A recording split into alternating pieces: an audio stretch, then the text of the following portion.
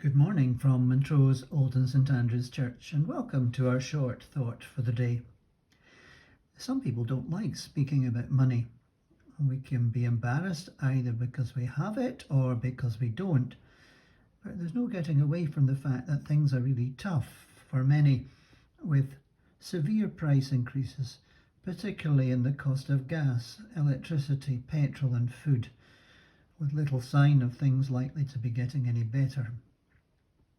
So the cost of things is on our tongues more often than they've been for a long time. And often what follows is talk about how we're going to make ends meet. I'm no economist, but I've been around long enough to remember inflation being this bad or worse, and there are no easy answers. One thing that doesn't work, but which often follows, is a more selfish outlook that focuses on ourselves, with little or no regard to others. If there's one thing we've to learn, especially when things are tough, it's that we've to look after one another, and especially the most vulnerable, rather than looking out for number one, by which we mean me. Jesus wasn't afraid to talk about money and possessions. He didn't regard them as dirty or unspiritual. Like everything else, he saw them as gifts from God, to be used in ways that were pleasing to God and in line with his purposes.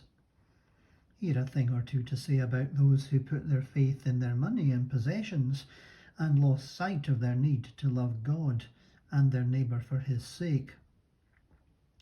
It can be easy to get sucked into putting our faith, our future, in seeking more money, more material possessions.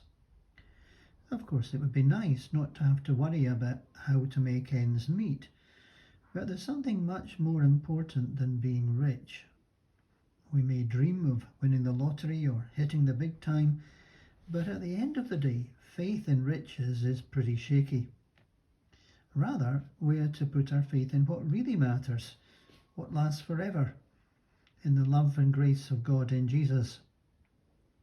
If we're fortunate enough to have enough, and that sadly is something we're apt to stretch, we need to be grateful and seek to use what we have to please God and help others, and be alert so that we're not sucked into simply seeking more when what matters most of all is loving God and being loved by him and loving our neighbour for his sake.